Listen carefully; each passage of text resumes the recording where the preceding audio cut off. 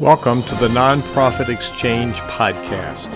Stories by leaders for leaders to help you raise the bar on your own excellence, to release the potential inside of you. Now, here's today's podcast.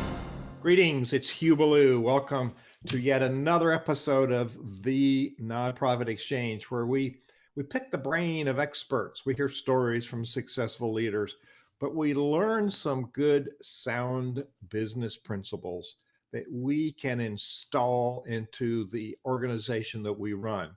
This is targeted for nonprofit leaders and clergy running.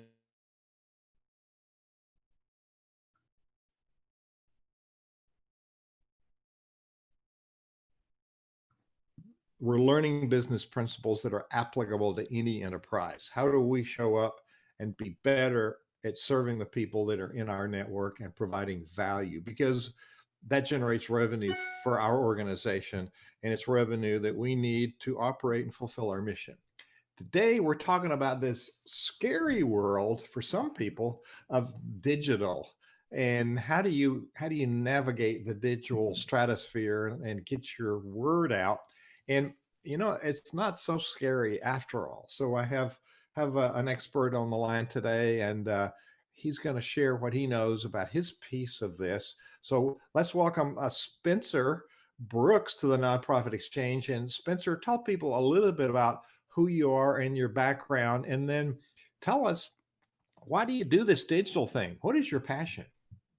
Thanks, Hugh. Yeah, first of all, I'm very excited to be here today. I think a good place to start is just a brief my story, because I think that really plays into the work that I do in the digital space now and the particular organizations that myself and my firm work with. So I'm not going to tell you the whole autobiography here. We don't have time, but the relevant piece here is I grew up in a family of three children. I'm the oldest, so I have a younger brother and a younger sister. And growing up, my brother, he had some concerning health issues that my parents saw early on. Like, for example, he didn't have some of the reflexes that you would typically see an infant have. He maybe wasn't as coordinated as the other children. And so in isolation, none of these things were particularly concerning, but taken in aggregate, it was enough of a cause of concern for my parents to go see the doctors, but they couldn't really find anything at that point. And so we just really grew up in this normal, relatively speaking, life. And so around the time that my brother turned 20, he started to really deteriorate physically, and he lost the ability to walk. So he ended up getting like a disabled card for his car, and he ended up having to use a wheelchair to get around. And this whole time, my family was trying to figure out what in the world is going on here. We went to the Mayo Clinic of all places, and they were struggling to figure out what was happening as well. They could identify some stuff maybe in his genes that was differently, but the important thing here was that I was experiencing in my family this angst, this experience that we were all collectively going through. As my brother, you would get asked the question, "What's wrong with you?" And he didn't have an answer for that question. It was very difficult. And around the time this was happening, my sister, who's engaged to be married about that time in her early 20s, she gets diagnosed with cancer. And so this is a double whammy on our family. And at this point, I'm just kind of looking around, waiting for the ball to drop on me. It's like, oh man. Thankfully, my sister recovered from the cancer. She's living cancer-free, happily married now. But I got a good experience going through this of how just this journey of health issues can really be a serious toll emotionally on family. And so as this process, this sort of sets the stage for the work that I was doing at the time. And I was running and still am running a digital firm, Brooks Digital, that we were doing at that point, like a lot of website work and email marketing. And I noticed that a lot of our clients were nonprofits, specifically health organizations. And at some point, I realized, hey, we're doing our best work. Like, some of one of our best clients, we We helped them get their digital presence up to a few million annual visitors, a couple hundred or 100,000 email subscribers. We were doing some great work for them. And I looked at that and I went, you know what? I can see on the other side how the people that they serve, I've been in their shoes. And I think I can't fix all the health issues that people have. I can't fix this, I can't make it better, but I can use the skill sets that I have to help maybe in some small way change the narrative of someone who's going through this a significant event, to show them compassion. And so that's really what motivates me to do what I do, and to help the kind of organizations that myself and Brooks Digital serves. And the things that we'll talk about today, of course, are not just applicable to health organizations; they're applicable to everyone. But that's what really motivates me. And so it's brooksdigital.com, right? It's actually one of these fancy new domain names. So it's brooks.digital. So there's no .com. It's just .digital at the end. I'm looking right at it and I can't read. So pardon me. It's a common mistake. Yeah, we want to put com on everything. So, and it's a pleasant looking site, and I know exactly what you do when I go there. So nonprofits, all of us are guilty of wanting to put too much on our website. People get there, and it's like, okay, I'm here now. What? And one of my favorite definitions I learned from Tom Antion, an internet marketer. Web builders tend to talk about hits, and marketing people talk about hits, which he translates to how idiots track success. So we don't want to track hits. What do we want to track, and why is it important? So back into this website, what do people need to see, and how do we track it, and why is that important? Yeah, so there's a few facets to that question. So I think I like to start. The metrics are at the bottom of a series of events, right? I like to start towards the top and understanding how does your website play into your organization's mission? Because you could pick, there's thousands of different metrics you could track, and some of them, like hits, they call them vanity metrics, right? Where it makes you feel good, but so what? That's the question. So what? And it's usually, you're not there just to get a bunch of eyeballs on you. You're there to have those eyeballs ultimately do something. And so what you want them to do is, of course, contextual to your mission. But I like to start thinking about it in terms of moving from your mission and trying to figure out what role your website plays in that. So one thing I would encourage people to think about is, if your website had a job description, if it was a person that you hired to work 24/7, 7 days a week, what would its job description be? How would you be evaluating the success of that? And I think that's an interesting way to look at it, because it really forces you to think about the outcomes that you want. For some organizations, well, fundraising is a huge one. Of course, you want people to give money, but of course, every type of organization sometimes has different things that they want people to ultimately do. So I think once you have that idea of the job description of your website, then you can look at those key outcomes and you can try to figure out, what numbers can I tie to those that I can track. And I think that's a good place to begin when you're talking about evaluating the metrics and things to be tracking. So when somebody comes to your website, what should they see? And there's this term that was birthed with technology called user-friendly. We tend to use it in other places, but in my world, it's specifically about technology. So what makes it user-friendly, and what do we want people to see when they get there? Is that the same thing, or is it different? Yeah, I think they're slightly different, in the sense that when I think about a user-friendly website, one definition, this is just my point of view here, but I like to think about reducing friction. So I'm sure we've all had the experience of going to a website and it takes 30 seconds to load, and you don't know how to get to things, and you're trying to accomplish a task, but just there's friction in that process. And if you're like me, unless it's really important, you probably just back away and you lose someone. So I like to think about a user-friendly site as reducing friction. So in terms of what they should see first, I think that depends on what you want them to do in terms of reducing that friction, right? If the first thing, like many organizations, if you know that someone new might be hitting your site, yeah, you might want to share just a brief tidbit about what your organization is. I think that's sometimes what organizations miss in the grand scheme of things.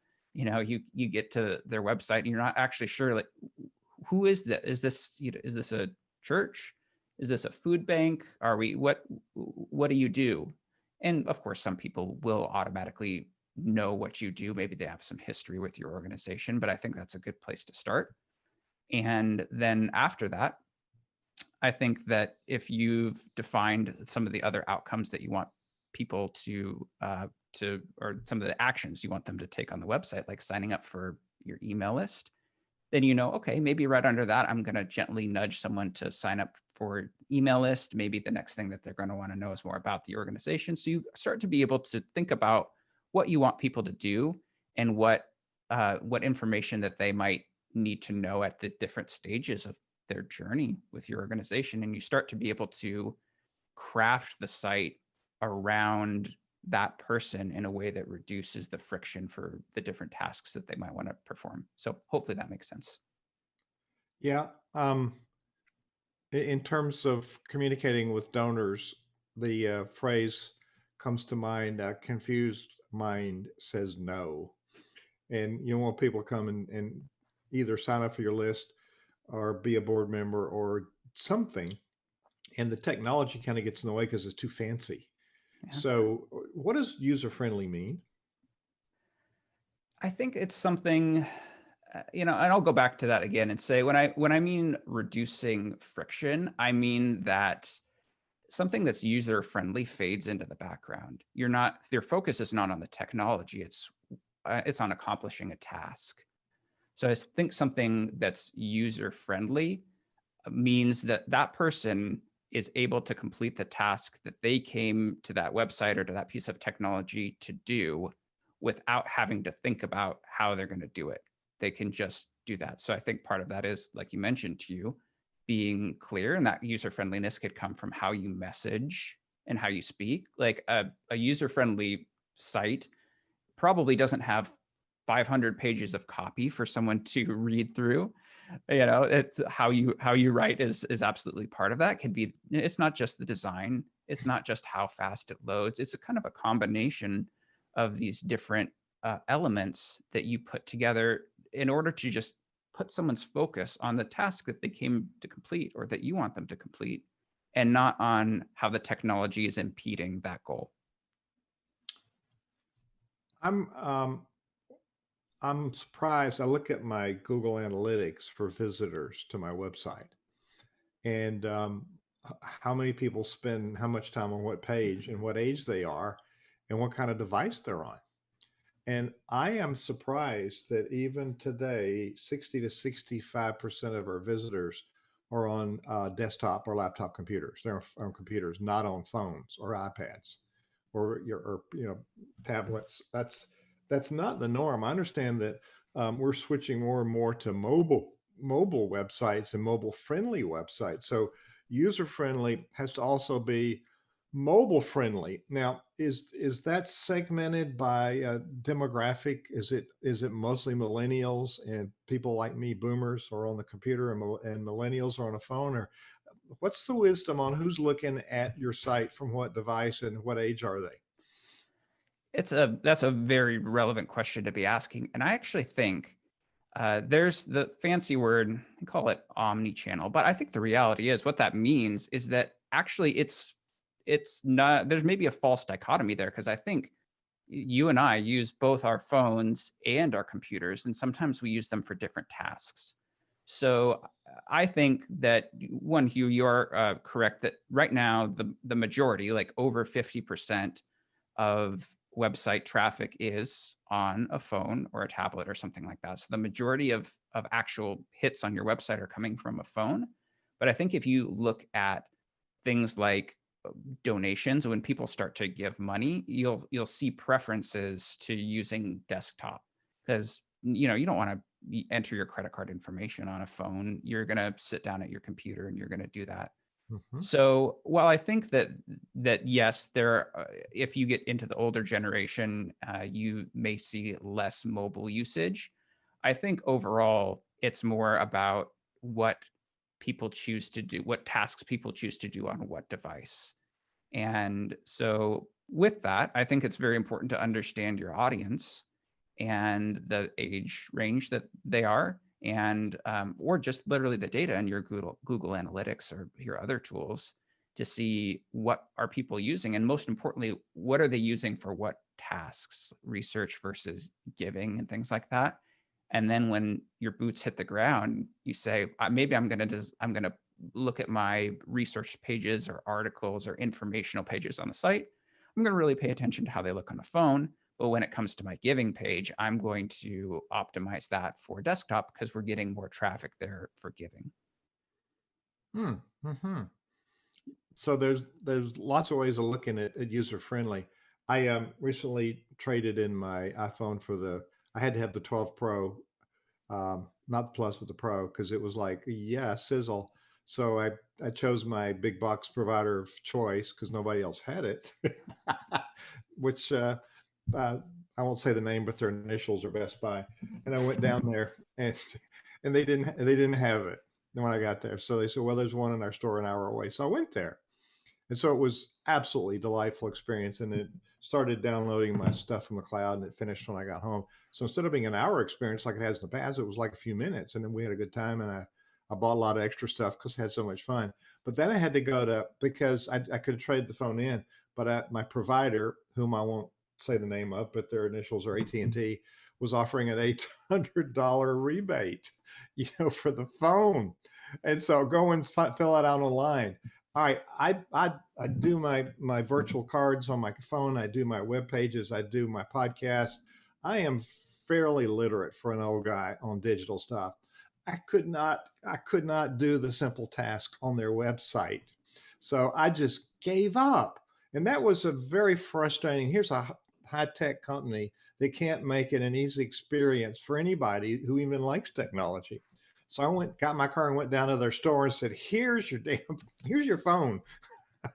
And so, That's and funny. so I'm thinking about, we want to bring people to our website and it's not a website, really. It's a virtual experience now. How do they have an experience with us? So it's a whole different dimension. So your area, we're going to move into digital marketing, I'm thinking. So we have to prepare the space. So I get all these people come to my website. What do they see when they get there? So what is it we want people to do? We want to, so one of it is donate, but there's a variety. So you talked about the health professional, I mean the health companies, and they want to engage people. So we want to, so go back to this. You mentioned the first, and I meant to ask you this before we go on, the job description for your website. So give me an example of that. What does that look like in just some generic terms? What could we model after? I love that question. I'll think about a website that I've worked on in particular in the health space, just as an example, because it is, of course, it's unique. But I think about a website accomplishing three things as part of that job description. It's awareness, it's engagement, and we'll get into, that's a very fuzzy word, but we can actually get into what that means. And then it's some sort of conversion. So really the website is, in some ways, the job description would actually be a horrible job description for a person, because you have like your PR person and then a programs person and a fundraising position, like all morphed into one horrible. I mean, that's, I guess if you actually ask any person who works at a nonprofit, they'll probably say, yeah, my job actually includes all of those things.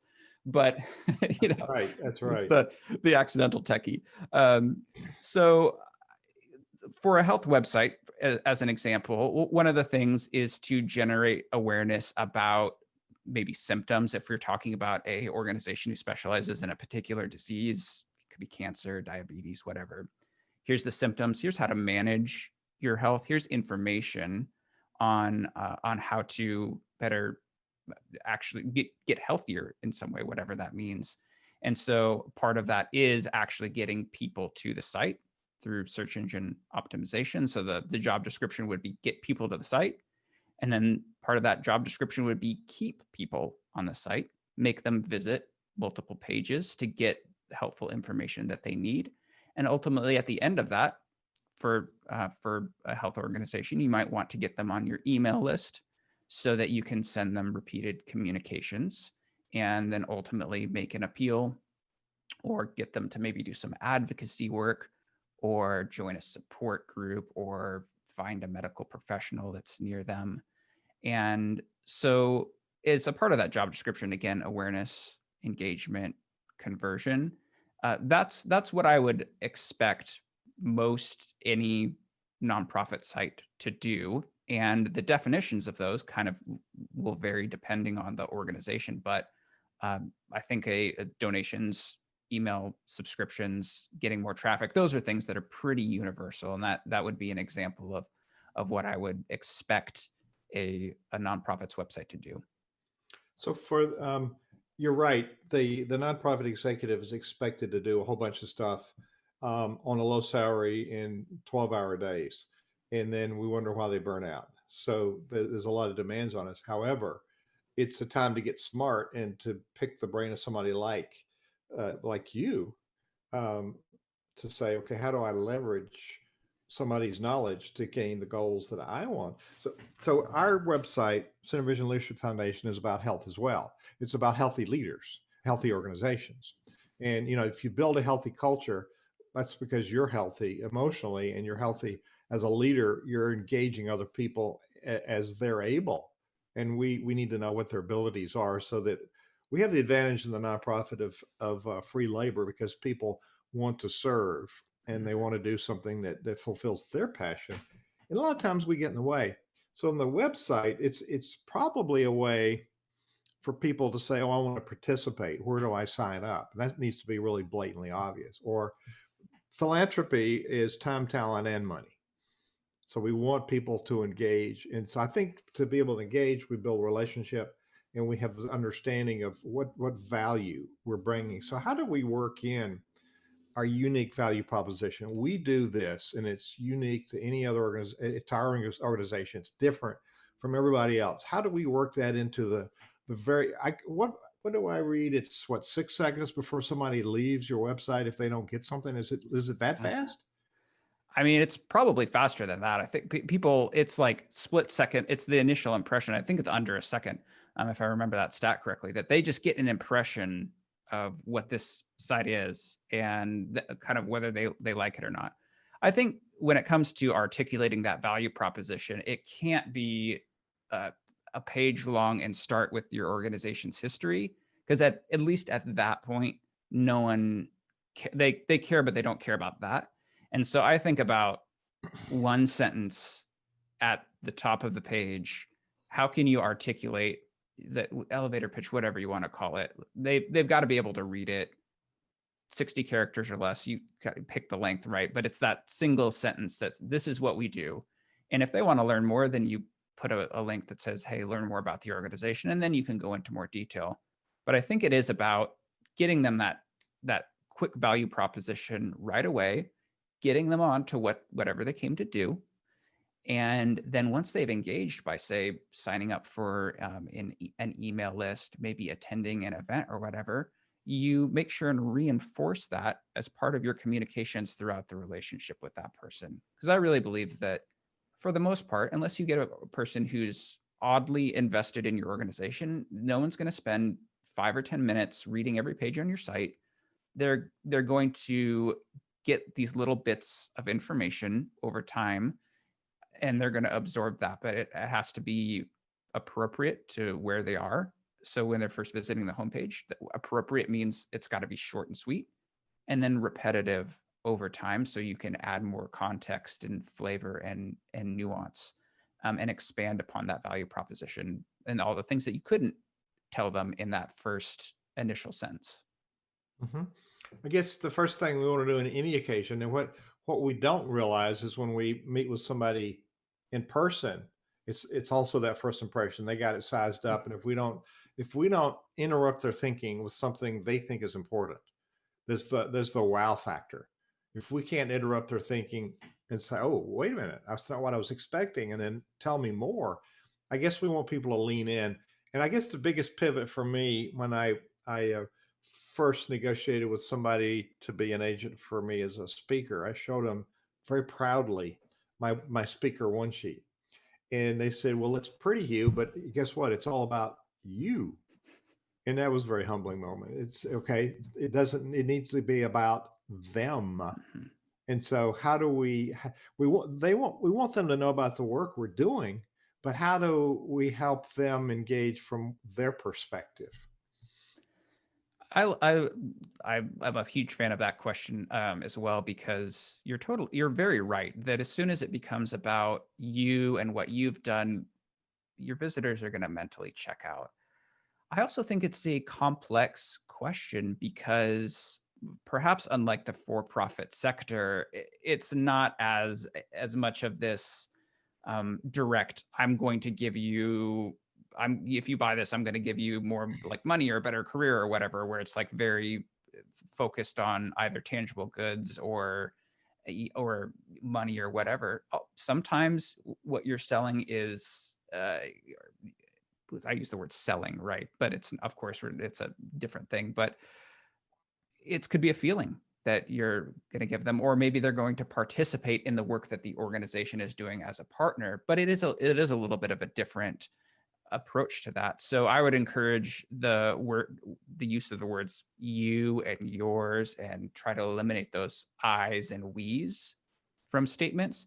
And I find that's a very helpful practice just to do those kind of things, because you're forced to reframe your value proposition around the people who are coming to your site, and really not just your site, to anytime you're doing communications, and think about, oh, what are they going to get out of this? And how can we express the value of our work in terms of visitors? So eliminating I's and we's from those statements is a great place to start. So, um, we're going to talk about digital marketing. That's something you do, right? Mhm. So, what is marketing? We have to separate the words marketing and sales and PR. So, when you talk about digital marketing, what does that mean? I think it has a unique meaning for the nonprofit sector. And this will just be my personal take on it, but I think it's getting people, first of all, from the place of not knowing that your organization exists, to a place where your name is now in front of them, and ideally they know a little bit about what you do and how you help. So that's really stage one. And I think stage two of marketing is pulling people in. And you'll notice here I'm going back to awareness, engagement, conversion. uh, but you're pulling people in, you're finding a way to get them to engage with your organization in a way that will let you continue that conversation, that relationship. It would be the digital equivalent of getting someone's phone number. You walk up to someone, you meet them for the first time, you have a good conversation that is not all about you talking about yourself, and you follow up and say, hey, I'd love to get coffee with you next week. Here's my number, can I get your number? And then you have a series of follow-up conversations with them. And then maybe, if you're in the fundraising world, that down the line, that relationship leads to a polite ask. And that's a process that can be mirrored in the digital world as well. So I think the role of digital marketing for nonprofits is to, like I said, first get someone aware, and then get them engaged in a way that just simply means you have an open avenue of communication with them. They're benefiting, and they're taking some sort of action within your organization. And then ultimately you can get them to take a big step. That could be giving money, that could be volunteering, that could be signing up for a program. Some of these big outcomes that are closely related to your mission. And I think the role of marketing is just to get people from not knowing about your organization all the way to getting them involved in accomplishing your mission and supporting the other facets of the organization along the way. Love it. Love it. Love it. Love it. Love it. Love it. So there's lots of options out there. I think you would say a sea of options. You know, we're on the ship and all we see is water. So how do we, how do we sort out all the ways to be connected and without being overwhelmed? I think a good framework to start thinking about that question is actually, well, it's a principle, because the fact is that there's so many options out there that my perspective is that I don't think you can choose you can't choose all of them. You have to choose a small number of them, simply for the fact that your organization only has so much capacity. So if you overextend by choosing a bunch of tactics, I'm talking about like getting on every social media platform in existence, and then you're going to do text messaging and email marketing, and you're going to start crowdfunding, and you're spread so thin digitally, unless you have a very large organization, that you're a jack of all trades and master of none.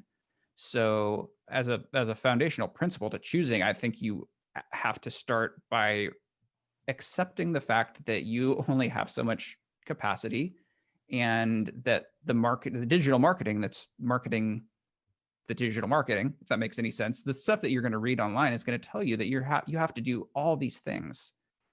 But the reality is that any particular tactic that you choose, you have to be able to devote enough time to that to really excel at it, because otherwise there is going to be another organization out there, or a series of organizations that are going to specialize in that, and they're going to get better results.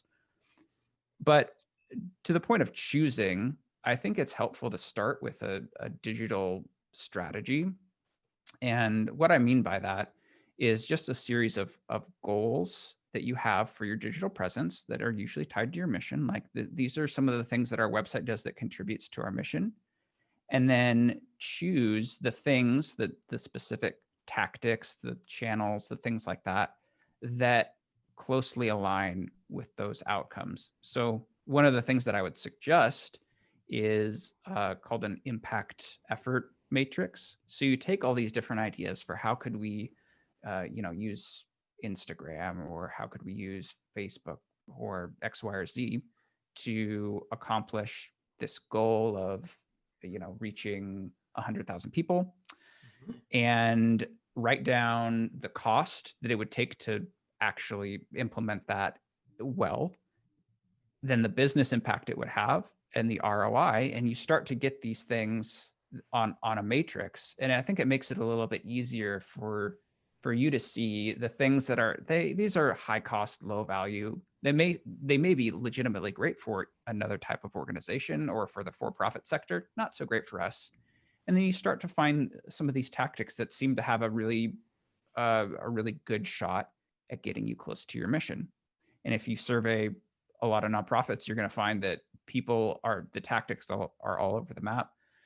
There's some great studies. The Digital Outlook report is a good one by Care2.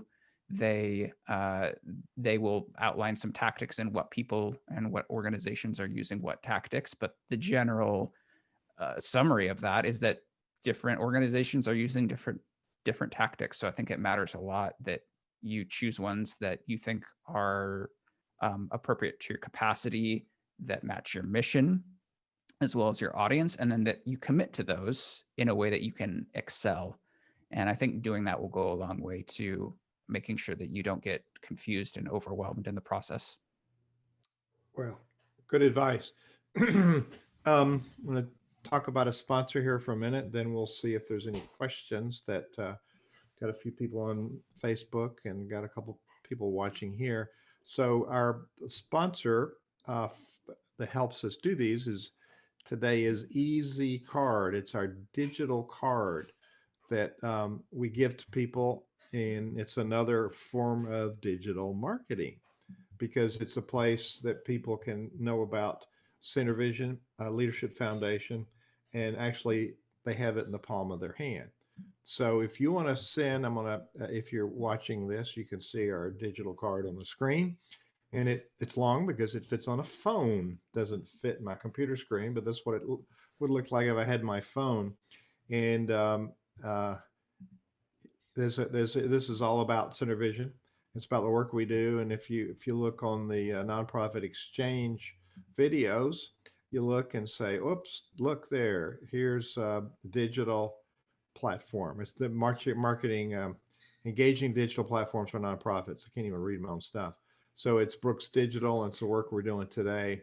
So if you want to be connected with us, uh, text to this number 64600. 64600. Text that number, and in the message, you put in the letters LDR, and you'll get a link, and you click it, and voila, you have this card. And this card is an easy card that if you had this for your organization, you could send a text out because you now have everybody's cell phone number, and you send a text for, don't forget the board meeting Monday at 6 o'clock. Send it out on Friday, and then Monday you send it out. Maybe it'll depend on the routine that you have set up with your group. And we certainly can overdo it, but to remind people, here's where we're going to be. And so you want to make sure you send out the right information. I sent a text out this morning to a group that meets at 11 a.m. and I put in there 2 p.m. Well, wrong time. It was a cut and paste monster. So be sure we're sending accurate information to the right people. Easy Card, letter E, letter Z, CARD, easycard.com. You can find out how to have one for your organization or just get our card. And in that, you have all of my contact information in one place. So it really isn't complicated, is it, Brooks, to Spencer? You got Spencer and Brooks. It could both be a last name or a first name. That's right. Yeah. You could flip them around. No big deal. And my co-host last year was Russell David Dennis. He had three first names. So let's see if anybody wants to ask a question. Um, if you want to open your mic, and if you have, Bob's got an open mic, Mr. Philanthropy here. And Bob, is it fair to say that technology is not your favorite topic? Well, I'm kind of at a loss about what to even ask because I don't even know that any of it would make any sense. How's that? Bob's a major author, philanthropy, a philanthropist, and a promoter of philanthropy. And actually, he's created pretty large presence. So, in simple terms, though, Bob, if people go to a website, now one of your many areas of expertise is language that donors understand, and so having a website that is donor friendly, when they get there, they know what to push and exactly what it's all about. Why is that important in your world, in your history and your work with nonprofits? Well, anyway, thank you, Spencer, for being here. I appreciate the topic, even though it's not my favorite, but it's something I need to know more about. I teach college. I'm a professor of speech, and I have my students speak about nonprofit organizations, but they've got to pick one, and then they've got to go to the website. That's what I tell them. Go to the website and find out who, what, where, when, why, and then how. And they come back and they are at a loss because they haven't been able to find any of that or most of that or some of that. And so when they give their presentations, there's so much lacking because they couldn't find it. My website is philanthropykids.org. And when you come to Dallas, I'll take you to the Dallas Cowboys. If you will go to my website, philanthropykids.org sometime, and tell me what's wrong with it. Love it. I might just take you up on that. I got it open right here. And I got both of your email addresses, and maybe Bob, you've got some people you're influencing. Maybe you can invite Blair to Spencer Brooks to come and speak to them. I just saw Blair come in, so I mistakenly used his name. So I'll introduce y'all, and you take it from there. How's that? Yeah. Where are you, Brooks? I mean, I'm in the Portland, Oregon area, so West Coast over here. I have family in Texas though, so I could probably get there without too much trouble. So I can make it a 2-for-1 trip. Okay, I'm in Dallas, but philanthropykids.org I know needs help, and we are getting ready to work with Hugh and get ready to do what we call a Youth in Philanthropy conference that he's going to host, and we need to start advertising it. And I want to do it probably on this site, Philanthropy Kids. Would you like me to give my initial impressions for you right now? Oh, you heard it right here, folks. I'm happy to, to just open it up. Yeah. Okay. So one of the things I noticed is just as this is kind of a user experience kind of thing, what I was talking about user friendliness, and this is a much more tactical detail, but it's very relevant because as I scrolled down the page, I had a pop-up here that says join our inner circle with a field to subscribe. And that's great. I like seeing the ask to join the email list, but it stops my scrolling. So I was scrolling down the page and the pop-up arrested my attention and I can't do anything about it. And so rather than wanting to stop and consider subscribing, my thought process is I just got interrupted in my task of learning about this organization, because that's my task right now is who is Philanthropy Kids? What's this about? And the pop-up in that context, especially when it stops my scrolling, it impedes that task. So my suggestion for you is not to get rid of it, but to perhaps change it from something that overlays the screen and stops scrolling to something that sits maybe down on the bottom right and a window just kind of comes up. That's what I do on the Brooks Digital website. You'll see that if you're reading an article, for example, that I want people to subscribe. We have, biweekly insights, and I want, as everyone, I want people to get on the email list to hear more and learn more, but it comes up on the side so that it doesn't interfere with the task of reading. And when someone's ready, they can choose to close it or sign up. So that would be an initial piece of feedback. My other suggestion is I noticed that on the top, there's some good things there's the 3 boxes: publication, education programs, networking, and then a quote that says, you don't have to be rich or old to be a philanthropist. What I would suggest is perhaps flipping the order, because the first thing that I'd want to see when I hit the site is that one-liner.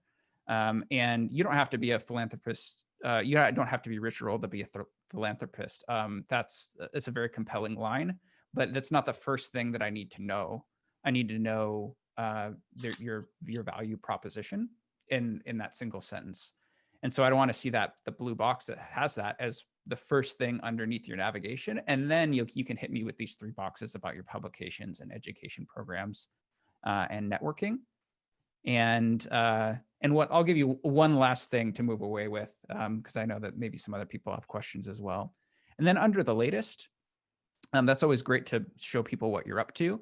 I noticed that I have to hover over a series of pictures. So there's sort of like a grid for those listening later, and maybe they can't see the site. I see a grid of photos here, and I have to hover over them to get some text to see, hey, what's this about? I would much prefer it, and I think it would help engage them more if there's a photo in addition to some text. If I hovered over and I could see, oh, check out the latest stories of kids doing good in their communities. I'll click here instead of having to hover. And so, anyway, those are some quick initial impressions, but hopefully that helps get you thinking on some of these things. Okay, great. I really appreciate it. Thank you. We had one of these youth philanthropy conferences last year, and the youth that showed up had been a result of Bob's tutoring and inspiration over the years, and it was quite amazing. So I'm thinking also having some short videos or short stories about some of their stories would be absolutely engaging. Blair or Sandy, do you have a question? You're in a place you can open your mic if you want to and ask. Blair, you got an open mic. I just want to say thanks. I'm sorry, folks, I dropped out. My computer crashed. So just enjoying listening to you. No major comments. Thank you, though. Just enjoying listening. So I'm going to ask Sandy. Sandy's part of our team and does the posting on social media and stuff. Sandy, did this prompt any attention for any of the stuff that we're doing with CenterVision? I'm not as brave as Bob. I'm not going to ask him to review our site in public. Bob's a lot braver than me. I'm just a bashful guy. So, Sandy, you're live. You got a question or a comment? I'd just really like to thank Spencer for his insights today. This is just really incredible stuff, and it just makes me think a lot about a lot of websites that I've been involved with over the years. Just really good stuff. Thank you so much for being here. You're very welcome. I'm glad it's helpful. And I want to encourage, both you and Hugh, there's nothing to be ashamed of. This is hard stuff. It's really hard. You're competing with big companies like Google and Apple who have a massive amount of resources to invest in creating a great technology experience. And as Hugh, you mentioned, even sometimes Apple they don't quite hit the nail on the head. It wasn't Apple, it was AT&T. AT&T. Sorry. Well, still a big company, right?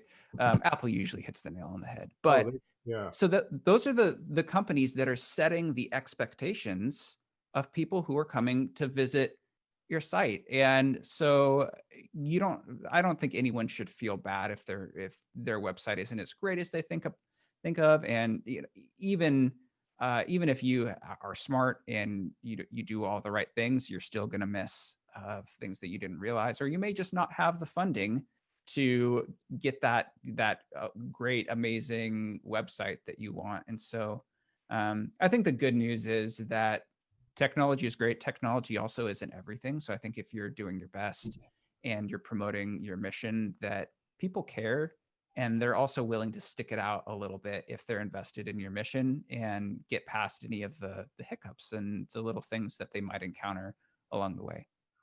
Yes, and we can learn from those people that do have a lot of money, like Apple, the richest company on the planet. What I went to the Apple site on my new iPhone 12, and I scrolled down at the iPhone 12, and I looked at it's simple, one thing at a time, and Yeah. it's like illuminating, and it made me want to go buy another one because it was so captivating.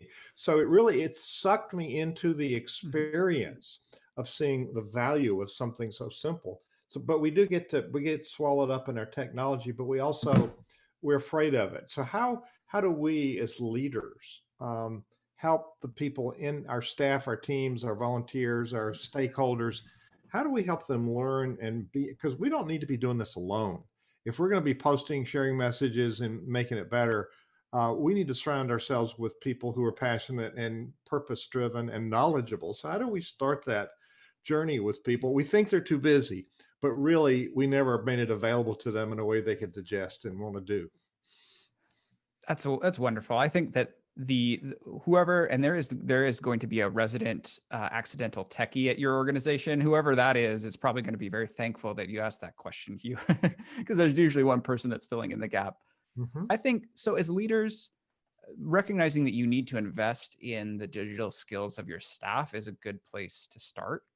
I would recommend a digital skills assessment, right? So you can choose some specific, that could be like, depending on the work of your organization, it could be like, how well does someone do it? The basic tasks of word processing and email, or if you're doing social media in your organization, seeing what people on your staff maybe have some social media skills.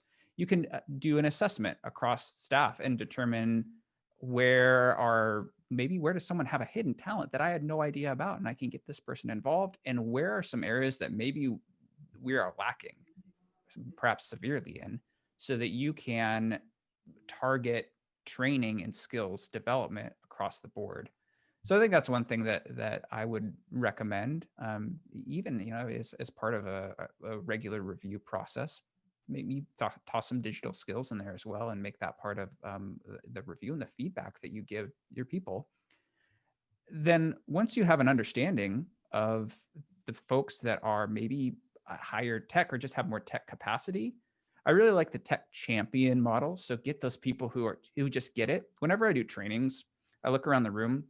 Inevitably, I see like 3 out of 4 people are staring at me like I'm trying to keep my eyes open. When is this going to be done? They're getting the information, but I can just kind of tell this isn't their thing. That's totally okay.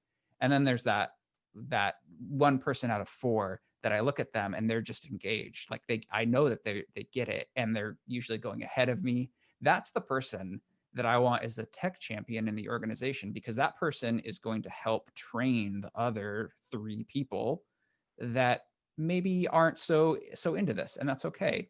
But I find that once a leadership gets invested in digital skills and digital, then if there's not a strategy in place to disseminate that throughout the organization, that it just falls back on the leader to do all the training and to do all the pushing. And as you know, Hugh, you only have so much capacity. That's hard. So identifying those people who are really passionate about technology and making them champions to go out is a really great way of multiplying yourself, which I think, is one of a huge goal as a leader. Mhm. We multitask through delegation, but it really requires the clarity of the outcome. We as leaders define the vision. This is the arrival point, and we're not very good at that sometimes. And then quantifying the results we want to see. We want to see specifically these results. Then people know what is expected of them. So for people that are going to be listening to this podcast, maybe a year or so from now, they can't see that that in the background, Spencer has a drum set. So, and looks like you got some acoustical stuff on the wall to tamper down the sound, dampen the sound a little bit. Is that right? I do. It gets a little echoey in here, as you imagine. So we got some foam on the walls to help make sure that my wife and kids aren't more annoyed at me than they should be. Yeah, yeah. Drummers are unique in the world of music. So anyway, we won't go to the music jokes. We did that before we went live. We went on. I don't want to get any serious booze on this show. Um, so technology requires a lot of knowledge, but it also requires a lot of awareness of what we're doing. It's sort of like leading. If we want to participate in a group, we need to pay attention to what's going on in the group. And I guess there's a lot of things about digital marketing that changes over time. And so we're talking to Spencer Brooks. His company is Brooks dot digital, which means Brooks Digital.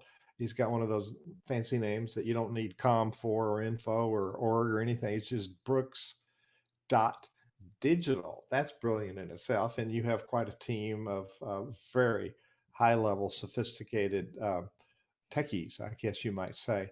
For non techies, as we wrap up, very very helpful information today.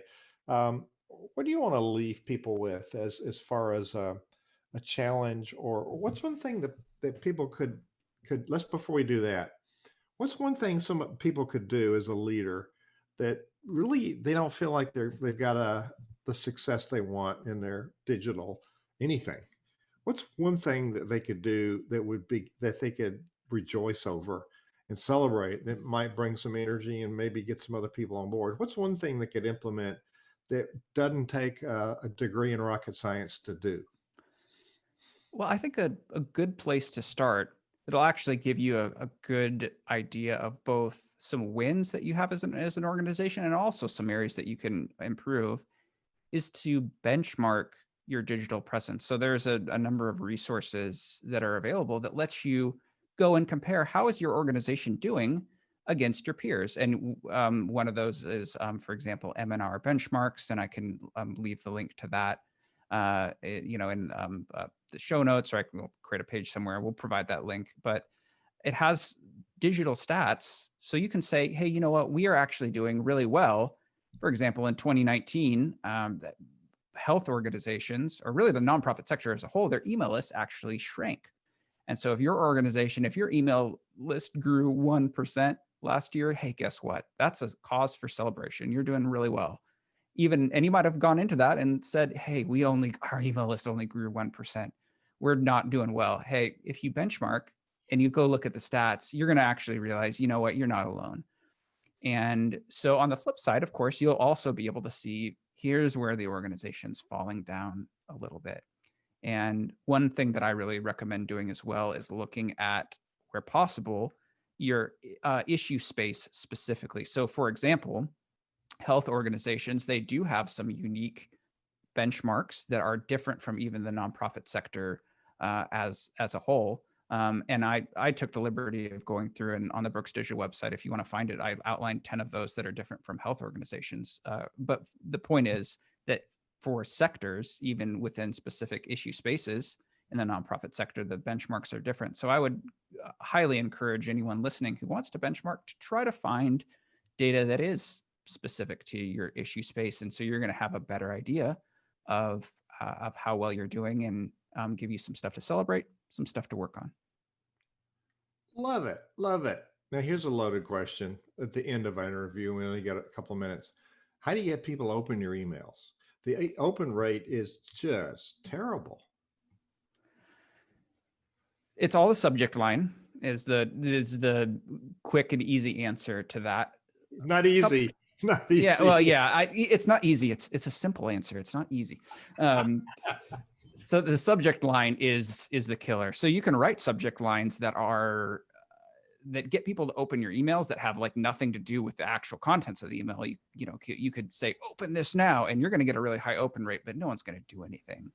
Yeah. So my recommendation is A, realize that it's the subject line, and B, if you can, if your email marketing software supports A/B testing, try putting different subject lines, testing different subject lines, and seeing what generates more opens. And I think over time, if you do that, you'll start to get an idea of what the audience cares about. Do they like short subject lines? Do they like you to use certain words? Do they like certain topics? And I think that's it's just a data-driven way to approach it. That's what I advocate. But I certainly would say keep subject lines very short, probably shorter than you think, and then test them. And when you test them, make sure to keep the everything else the same, so that you get good data, obviously. But those are two simple tips, maybe not easy, but simple to help with open rates. Because I do think you're right, Hugh, that they're falling, although email, I think as a whole, is still a behemoth in this space, and I don't think it's going away anytime soon. No, it's not. So as you get the closing comment. What do you want to leave people with? Do you want to challenge people, or is there something you want to say as we exit this great interview? I would say, number one, have compassion on yourself. If you're feeling like this is something that you're not doing well, if it's something you don't know a lot about, there's so many other people that I've personally talked with. No, the secret is no one actually knows what they're doing. The leadership, right? Like, I mean, some people actually do, but you think you don't know what you're doing and realize everyone else in the space, everyone's still figuring this out. If you're in a leadership position, you're very smart and talented, and then you deserve to be there. And technology is just one piece of that. I would also encourage you as well, if you want to keep up with the digital marketing space, feel free. The Brooks Digital website is one option of many. There's articles that we publish, that I publish. You can go read those, sign up for the emails. I can even put links to some of the things that I've talked about, the benchmarks, the Care2's digital outlook report, some of these things where you can actually get hard data on what's working in the nonprofit sector, as well as the benchmarks that I mentioned.